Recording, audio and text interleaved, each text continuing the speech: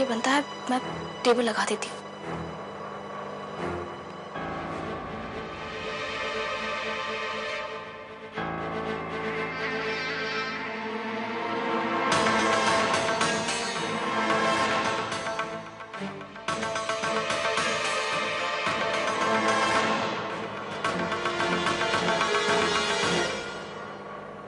क्या कर रही हो तुम? वो आंटी, स्पेगेटी तैयार होने में टाइम लगेगा, तो मैंने सोचा कि तब तक मैं टेबल लगा लेती हूँ। For God's sake, ईशा, इस तरह की चीजें मेरे घर में मत करो। देखो, इन कामों के लिए बहुत सारे नौकर हैं हमारे यहाँ, और हमारे नौकर सोचेंगे इस घर में एक नई बहू आ रही है या फिर एक नई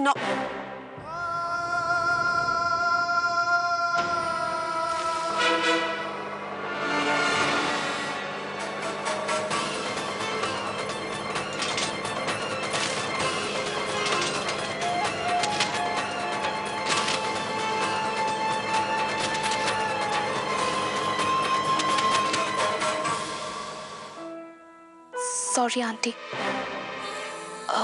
शायद स्पेगेटी तैयार हो गई होगी, मैं देख कर आती हूँ। सुनो, I'm sorry, मैं गुस्से में कुछ ज्यादा ही बोल गई तुम्हें। तुम्हें जैसे टेबल लगानी है लगाओ। क्या है ना कि इंसान की पुरानी आदतें इतनी आसानी से तो उसे छोड़ती नहीं। गो अहेड, तुम जैसे टेबल लगाना चाहो लगाओ।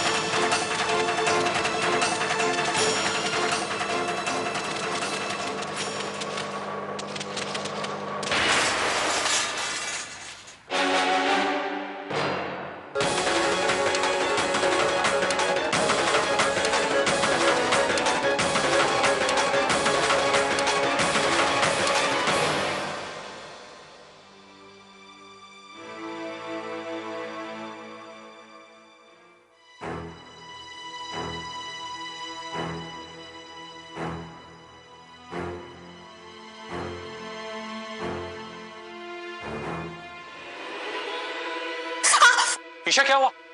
तुम ठीक तो? हाँ, मैं ठीक हूँ।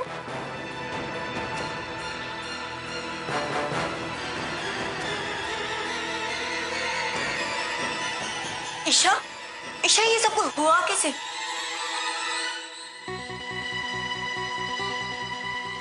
ओह गॉड, ईशा, तुमने स्टील का बर्तन माइक्रोवेव में रखा?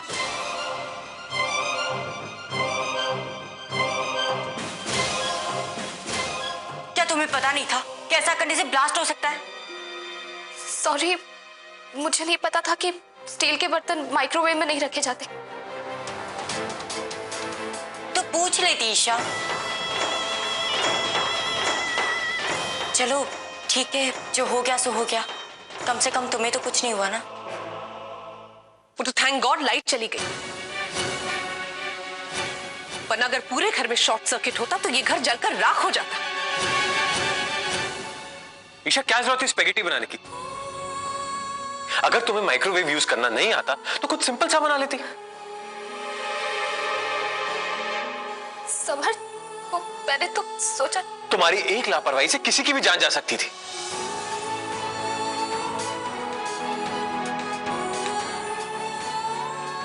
सॉरी, प्लीज मुझे माफ कर दीजिए। आप लोगों को भूख लगी होगी ना, मैं कुछ और नहीं ईशा, मैं वैसे ही बहुत जल्दी में, मैं बाहर खा लूंगा।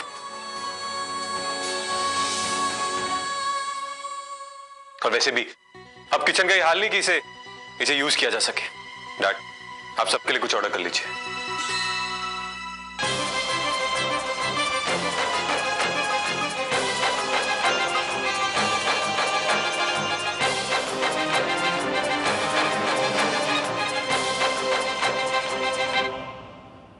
ईशा, डोंट वरी, टेंशन मत लो।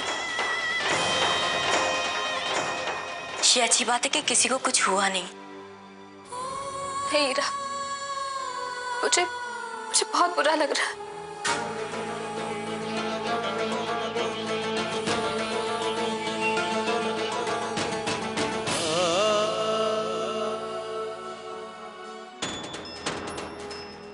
समर्थ, बेटा नाराज मत। डैड, मैं नाराज नहीं हूं, किसी बात को लेकर परेशान हूं। क्या बात है? ईशा जिस मंदिर में शादी करना चाहती है वो ऑलरेडी बुक्ड है। अब मैं उस आदमी से मिलने जा रहा हूं। इनफैक्ट उसे रिक्वेस्ट करने जा रहा हूं कि उस दिन की बुकिंग हमें दे दे। एक सेकंड, तुम और ईशा मंदिर में शादी करने वाले? मंदिर में? ईशा यही चाहती है। ईशा यही चाहती है? हाँ भाई, अब तो जो कुछ भी ईशा चाहेगी वही होगा इस घर में।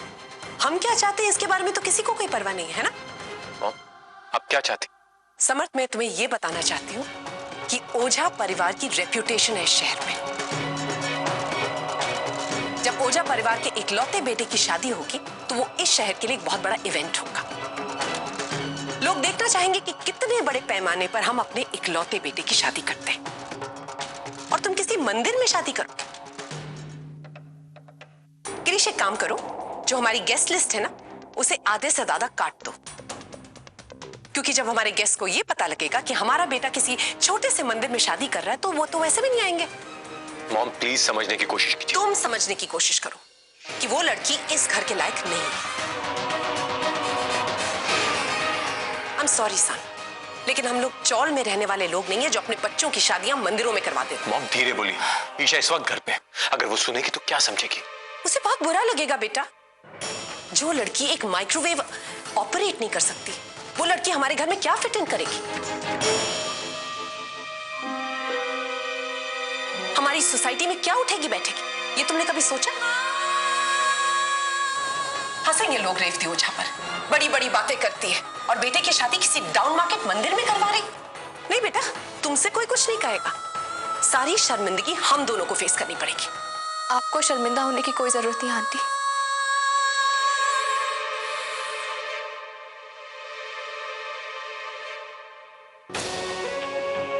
समझ, आंटी ठीक कह रही है। मैं समझ सकती हूँ आंटी। शादी वही होगी जहां आप चाहेंगे। नहीं ईशा, इस बार मॉम को समझना होगा। दिखावे से कुछ नहीं मिलता। कभी कभी हमें अपने दिल की भी सुननी चाहिए। ईशा, हमारी शादी उसी मंदिर में होगी।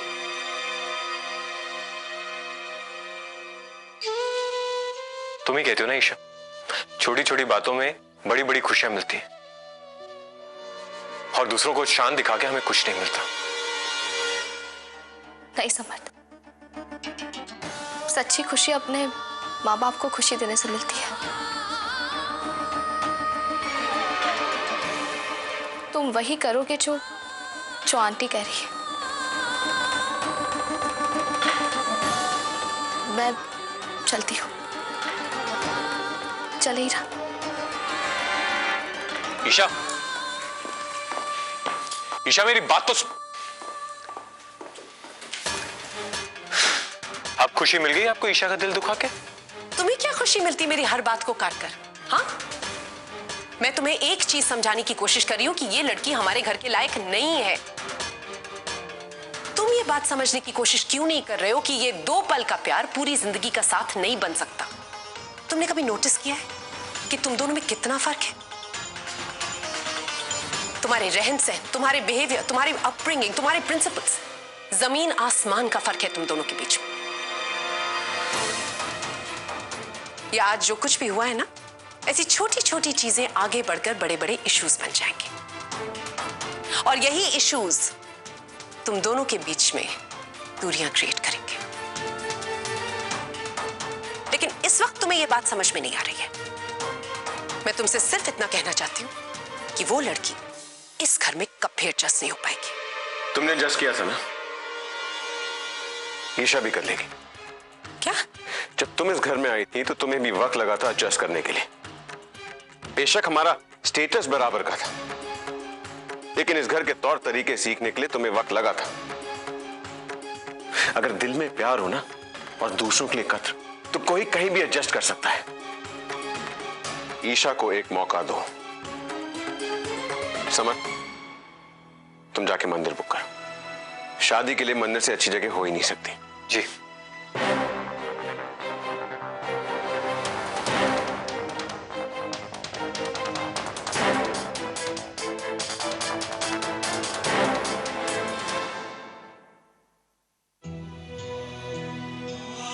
ईशा, क्या जरूरत थी स्पेगेटी बनाने? अगर तुम्हें माइक्रोवेव यूज करना नहीं आता तो कोई सिंपल सा बना लेती। तुम्हारी एक लापरवाही से किसी की भी जान जा सकती है। जो लड़की एक माइक्रोवेव ऑपरेट नहीं कर सकती, वो लड़की हमारे घर में क्या फिट इन करेगी? ईशा, लो पानी पियो। छोड़ो ना ईशा, गलती हो गई तो हो गई। मैं तुम्हें सब कुछ सिखा दूंगी। लो पानी पियो।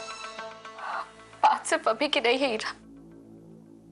पता नहीं मुझे ऐसा क्यों लग रहा है कि उस घर में मेरे लिए जगह ही नहीं है। मैं कितना भी कोशिश कर लूं रेवती आंटी को खुश करने की, नहीं कर पाऊंगी।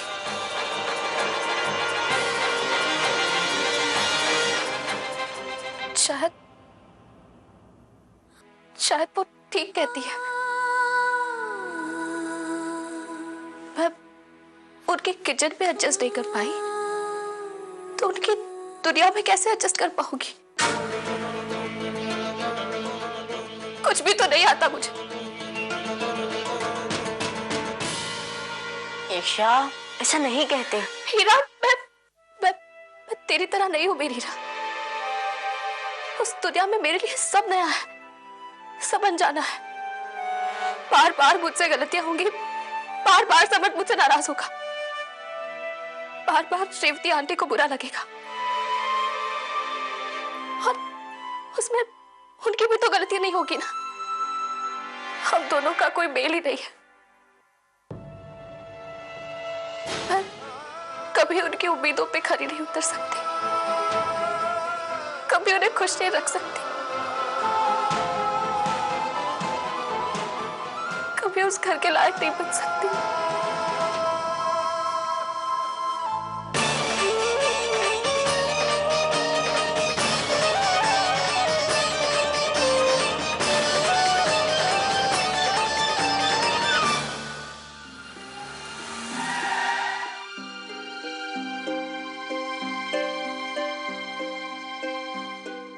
साईं ऑटो गैरेज, एड्रेस तो यही है।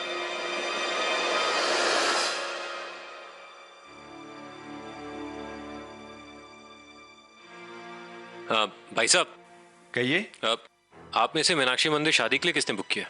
हमारे सेठ ने कराई है, उनकी खुद की शादी है। क्या मैं उनसे मिल सकता हूँ? हाँ, वो वहां रहते हैं वो। थैंक्स।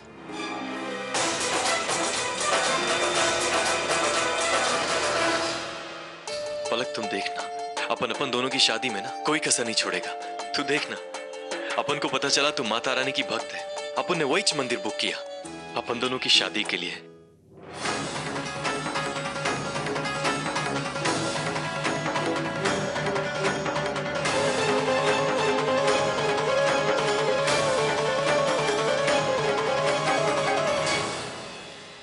अब एक मिनट, मुझे उनसे मिलना है। आप अभी भाई से नहीं मिल सकते हो, भाई अभी बहुत बिजी है। देखिए, मुझे सिर्फ 10 मिनट का काम है। अगर अभी आपको अंदर जाने दूंगा ना तो भाई मुझे छोड़ेगा नहीं। उसने कहा है कि आज उसको कोई भी डिस्टर्ब नहीं कर सकता है।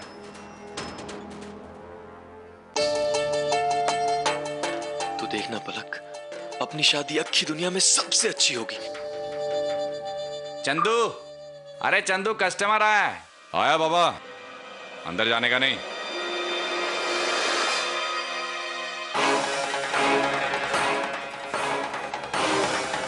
सिर्फ तुम और अपन है ना? अपन तेरे को सर से लेके पैर तक सोने से सजा देंगे।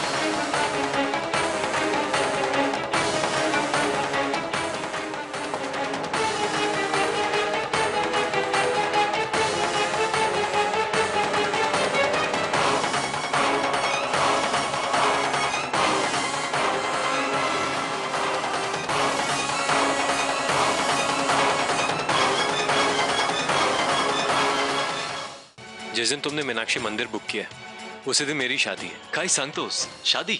हाँ, ईशा के साथ। आई मीन आरजे पलक। श्रवण, मुझे पता चला है कि उसी दिन तुमने ही माता का मंदिर बुक किया। हाँ, अपन की भी शादी है उसी दिन।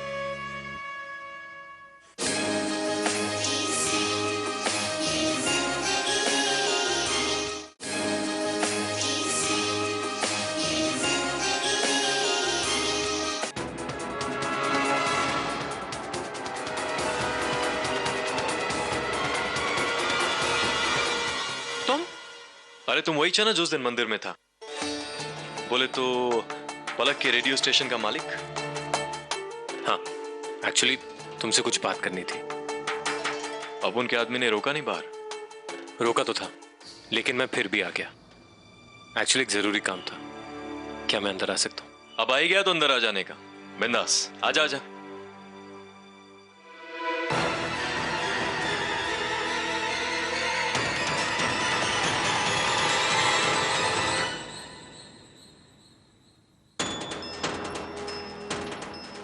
अभी बोलो, आप जैसे बड़े आदमी को अपन जैसे छोटे आदमी से क्या कम पड़ गया?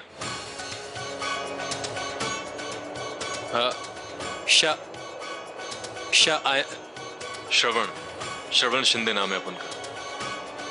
बोलो ना, क्या बात है? एक्चुअली श्रवण, तुमसे काम नहीं, एक रिक्वेस्ट थी। हाँ? जिस दिन तुमने मीनाक्षी मंदिर बुक किया है उसी दिन मेरी शादी है। काय सांगतोस? शादी? हाँ, ईशा के साथ।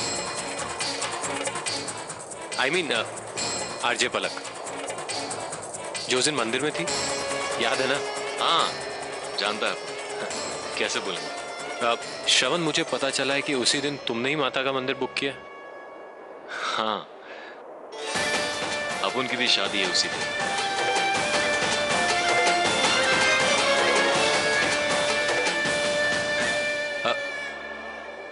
ऐसा कुछ हो सकता है कि मैं तुम्हारे लिए कोई और जगह बुक कर दूं? आई मीन शहर का कोई भी होटल, स्टेडियम वगैरह कुछ भी। क्या साहब, मस्करी करता है क्या अपने साथ? अरे अपन ऐसा आदमी नहीं है जो अपनी जिंदगी के इतने बड़े दिन का सौदा कर डाले, वो भी पैसे के लिए। क्या ना कि अपन की होने वाली बीवी का विश्वास है माता रानी, बहुत बड़ी भक्त है उनकी, तो शादी तो वहीं छुपी। श्रवण, तुम गलत समझ रहे हो। मेरा मतलब वो नहीं था। एक्चुअली ईशा बहुत विश्वास रखती है माता रानी में। उसका बड़ा मन है कि हमारी शादी वहीं हो। अच्छा, तो ऐसा बोलने का था ना। अब पलक जी का मर्जी है तो अपन कैसे डाल सकता है? अभी काम करेंगे अपन की 21 दिन अपन दोनों शादी करेंगे उस मंदिर में। देखते हैं माता रानी का आशीर्वाद किसको मिलता है। अपन को जो चाहिए होता है वो अपन अपने दम पे हासिल करता है। वेल, इन दैट केस मैं होप करता हूं कि तुम्हें जो कुछ भी चाहिए तुम्हें जरूर मिले।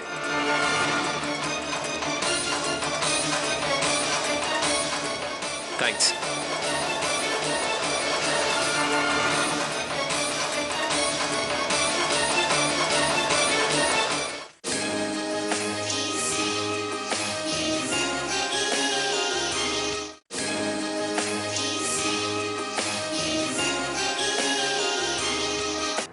मैं अब क्या बोलूं? I am really thankful. तुमने मुझ पर एक बहुत बड़ा एहसान किया।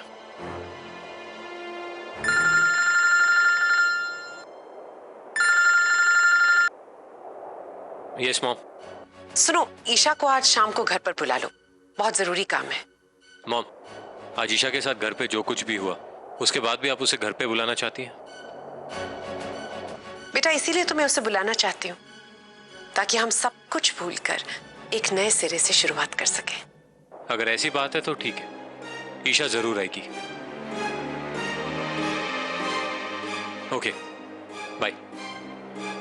क्या हुआ, कोई टेंशन की बात? थोड़ी जल्दी में।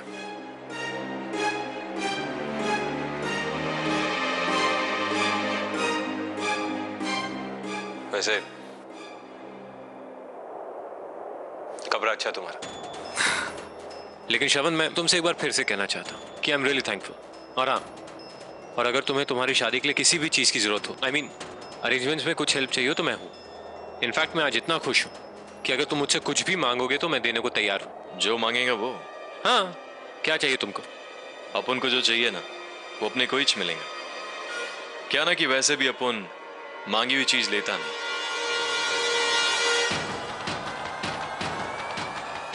क्या है ना, आदत नहीं है। अपन को जो चाहिए होता है वो अपन अपने दम पे हासिल करता है। वेल, इन दैट केस मैं होप करता हूँ कि तुम्हें जो कुछ भी चाहिए तुम्हें जरूर मिले।